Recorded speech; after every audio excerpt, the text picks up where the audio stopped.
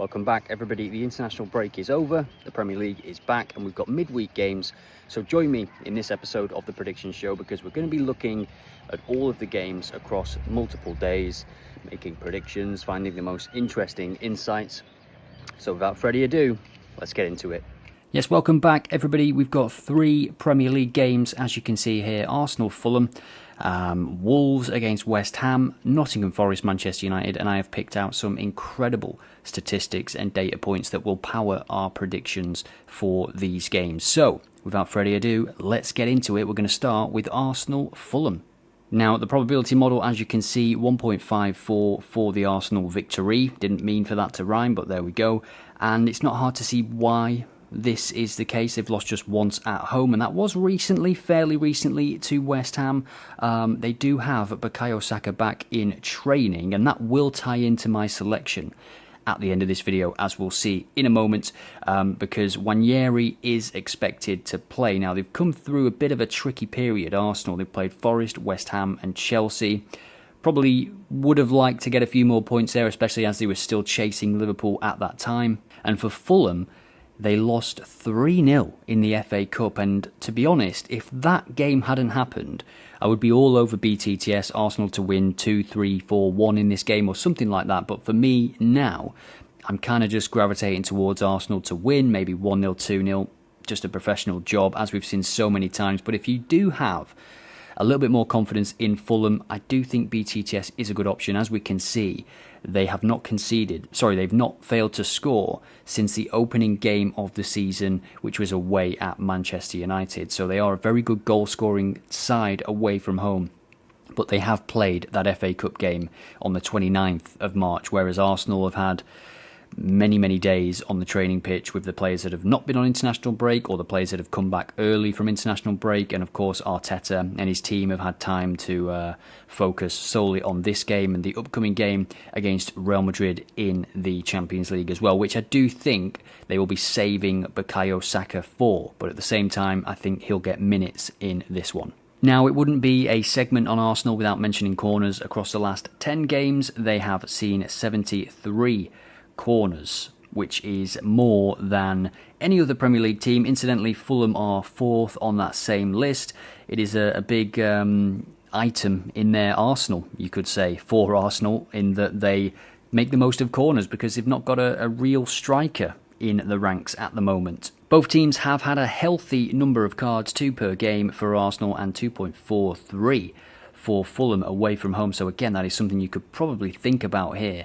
But again, it depends on how Fulham bounce back from that FA Cup game. I think this could be a bit of a flat performance from Fulham, if I'm being completely honest. The probability model agrees, 1.54 implied odds for Arsenal, which I tend to agree with. I'm going to give you all my predictions at the end of the video when we jump to Bet365, but for now, let's move on to Wolves against West Ham.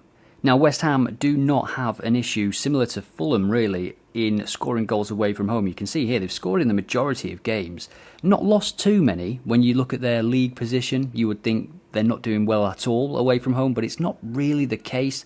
They've just not been able to score enough goals. They score an average of 1 goal per away game. As you can see here, they score not more than 2. They haven't scored more than 2 away from home all season, but they have scored in the majority. So it's a bit of a strange bag of form for West Ham this season. Now, if we look at the tables tab and go to BTTS, we can see that Wolves have seen BTTS land in 19 out of 29 games. They are without Cunha today, who is a massive part of how they play. Of course, their best player by a country mile. And if we scroll down here to second half goals conceded, we can see that only the bottom 3 have conceded more second half goals than Wolves this season. And West Ham also not too far behind with 26 in 29 games. But Wolves to concede a second half goal is where my head is at the moment. And second half goals, half with most goals, I kind of like to lean on that when we do come back from an international break. And even more so now, when there has been a few teams playing those FA Cup games. And just on Wolves, this is their home form. It is quite likely that they will concede in this game, given that they have kept just 3 clean sheets at home this season. Next, we move on to Nottingham Forest, Manchester United, and this is where you can win OddAlerts Pro. Get your comments in Here is the winner from the last video. Well done to you. All I want to know is your predictions for this game. Nottingham Forest in the FA Cup semi-final for the first time since 1991.